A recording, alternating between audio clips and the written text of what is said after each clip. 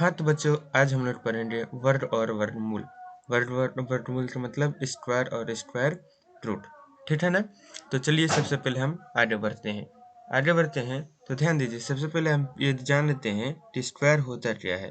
तो याद रखिएगा, अगर किसी भी संख्या को क्या बोलता है कि अगर किसी भी संख्या को उसी संख्या से अगर गुणा किया जाए, किसी भी संख्या को अगर उसी संख्या से गुणा किया जाए तो उसको हम क्या बोलते हैं, स्क्वायर कहते हैं। उसको हम क्या कहते हैं, स्क्वायर। अगर किसी भी संख्या को उसी संख्या से क्या किया जाए, गुणा किया जाए, तो उसको हम क्या कहेंगे, स्क्वायर कहेंगे। जैसे मान लीजिए लिखा हुआ है 5। अगर 5 को हम 5 से ही गुणा कर दें तो कितना आ जाएगा, बचा है 25। तो ये जो 25 है, ये 25 क्या है, 5 का स्क्वायर है, ठीक है ना। अगर मान लीजिए बोले जाए 12 गुना 12, यानी ये कितना हो जाएगा, 144। तो ये जो 144 है, ये 144 किसका, 12 का स्क्वायर है। स्क्वायर का मतलब वर्ग। तो स्क्वायर क्या बोलता है कि अगर किसी भी संख्या को उसी संख्या से गुणा किया जाए तो उसको हम क्या बोलेंगे, स्क्वायर बोलेंगे, ठीक है ना। चलिए अब आगे बढ़ते हैं। आगे बढ़ने के बाद अब देखिए, इससे कुछ नियम आते हैं। अब उस नियम के बारे में हम पढ़ेंगे। क्या बोलता है कि एक अंक वाली संख्या का स्क्वायर एक या दो अंक का होता है। चलिए इसको पहले हम समझ लेते हैं। क्या बोलता है, एक अंक वाले संख्या का स्क्वायर एक या दो अंक होता है। कहने का मतलब जितने भी एक अंक वाले हैं, जैसे एक अंक वाले कौन कौन होते हैं, 8 से लेकर 9 तक। 8 से लेकर 9 तक, ये ना एक अंक वाली संख्या 8 से लेकर 9 तक। तो अगर हम इनका स्क्वायर करेंगे तो वह तो या तो एक अंक के आएंगे या तो दो अंक के आएंगे। जैसे चलिए करते हैं, 2 एक अंक का संख्या है ना, अगर हम इसका स्क्वायर करेंगे तो 2 में 2 से गुणा करेंगे, कितना आएगा, 4। देखिए एक अंक मिला ना। उसी तरह अगर 5, अगर हम 5 का होल स्क्वायर करेंगे तो कितना हो जाएगा, 5 का होल स्क्वायर 25। देखिए कितना अंक मिला, 2 अंक मिला ना। चलिए उसी तरह सबसे बड़ा संख्या कौन होता है, 9। अगर हम 9 का होल स्क्वायर करेंगे तो 9 का होल स्क्वायर कितना होता है, 81।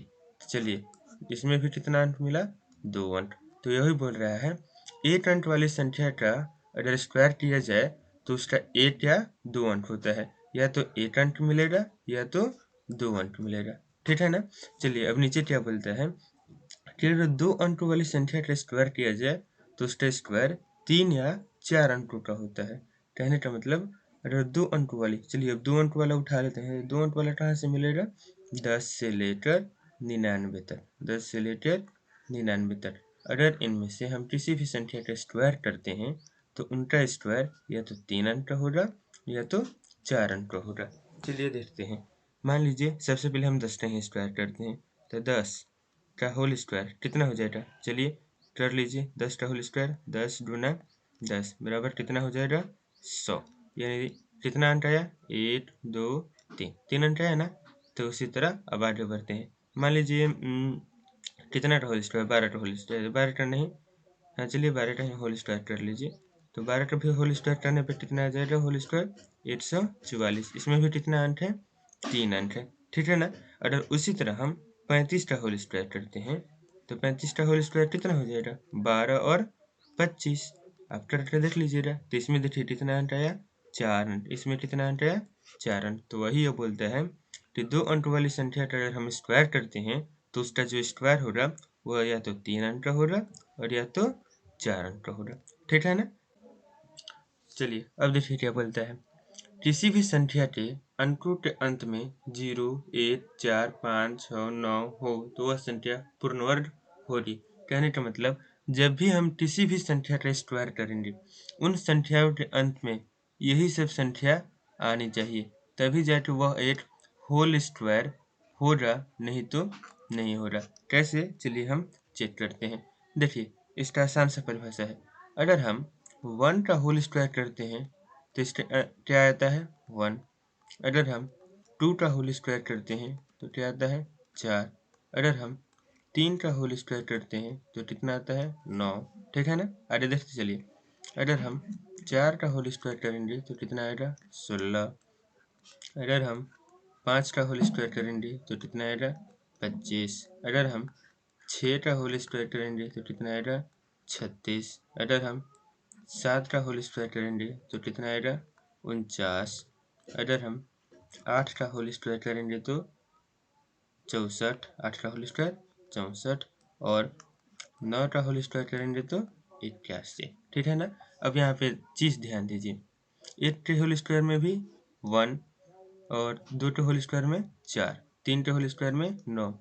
जब हम 4 का होल स्क्वायर करेंगे तो बोल रहा है संख्या के अंकों के अंत में, तो इसके अंत में कितना आ रहा है 6, तो इसके अंत में कितना आ जाएगा 6, इसके अंत में 5, इसके अंत में 6, इसके अंत में 7, 8, 4, 1। तो इसका मतलब होता है कि अगर हम 1 का भी होल स्क्वायर करेंगे या इधर से 9 का भी होल स्क्वायर करेंगे, दोनों संख्याओं के अंत में कितना आएगा मात्र 1। ध्यान दीजिए 1 1। ठीक है ना। उसी तरह अगर हम 2 का होल स्क्वायर करेंगे या इधर से हम 8 का होल स्क्वायर करेंगे, दोनों संख्याओं के इकाई स्थान पे कितना आ जाएगा 4। ठीक है ना। अगर हम इधर से 3 का होल स्क्वायर करते हैं और इधर से 7 का होल स्क्वायर करते हैं, फिर भी दोनों की संख्याओं के इकाई स्थान पे क्या आ जाएगा 9। ठीक है ना। उसी तरह अगर इधर से हम 4 का होल स्क्वायर करें या इधर से हम 6 का होल स्क्वायर करें, दोनों का इकाई स्थान पे क्या आएगा 6। 4 का भी होल स्क्वायर 16, 6 का भी होल स्क्वायर 6। तो और बच गया अंत में 5। 5 का तो होल स्क्वायर करने पर केवल एक ही चीज़ आता है 5, और अंत में बच गया 10। यानी 10 में कितना है 0, और 0 का होल स्क्वायर हमेशा अंत में क्या आता है 0। तो देखिए इन्हीं सब संख्याओं को यहाँ पे लिख दिया गया है। क्या क्या लिखा है 0, 1, 4, 5, 6, 9। देखिए तो 0, 1, 4, 5, 6, 9। अगर यह सभी संख्या किसी भी एक संख्या के अंत में मिला, यानी कि वह संख्या एक परिपूर्ण वर्ग होगी, यानी कि एक होल स्क्वायर होगी। ठीक है ना। आशा है आप लोग को यह सब सवाल समझ में आ गया होगा। अगर समझ में आ गया हो तो प्लीज़ लाइक और सब्सक्राइब। मिलते हैं अगले वीडियो में।